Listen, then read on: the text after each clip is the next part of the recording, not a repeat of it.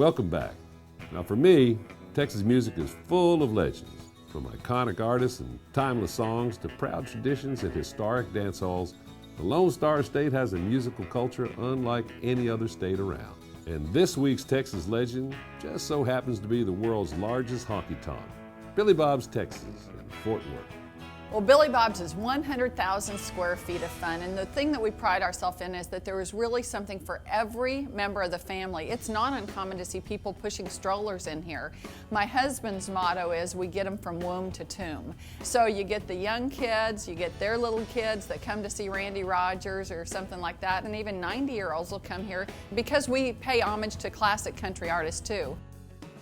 With 127,000 square feet of space, which is nearly 3 acres inside, Billy Bob's houses a massive dance floor, 2 stages for live music, and a professional bull riding arena.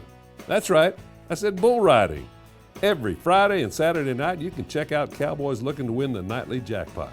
But what's fun for me is to see some of the artists that we've got here on stage that have heard about Billy Bob's and thought that we had bull riding, but they didn't really understand it was right here, right next to the restaurant.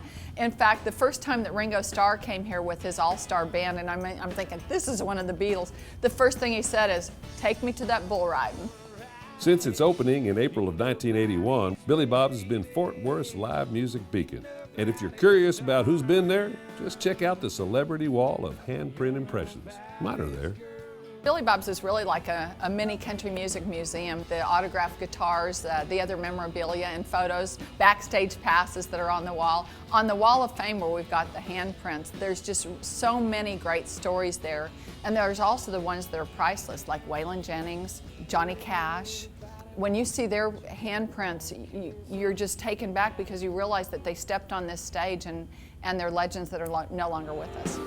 Because I left an empty suitcase full of promises. Billy Bob's Texas. Always wanted to play here.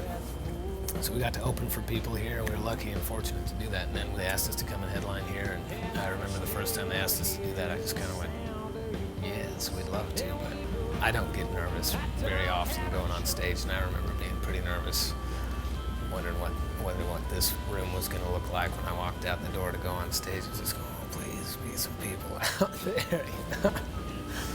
And there was, which was awesome. Now, a live venue like this one becomes a highlight of any musician's regular touring schedule, including mine.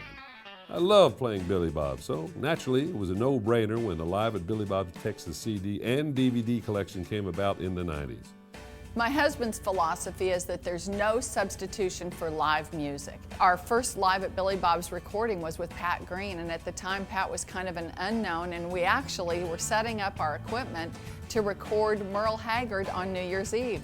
But we said, you know what, we've got this big 48-channel recording machine, we probably better knock one down first. Let's record Pat Green. It's now our 3rd highest selling album. That roster now includes Willie Nelson, Merle Haggard, Pat Green, Cross Canadian Ragweed, of course Asleep at the Wheel with yours truly, and over 30 more. Now stay with us. Ray Wiley Hubbard stops down for an acoustic session I'm sure you'll like when we come back on the Texas Music Scene.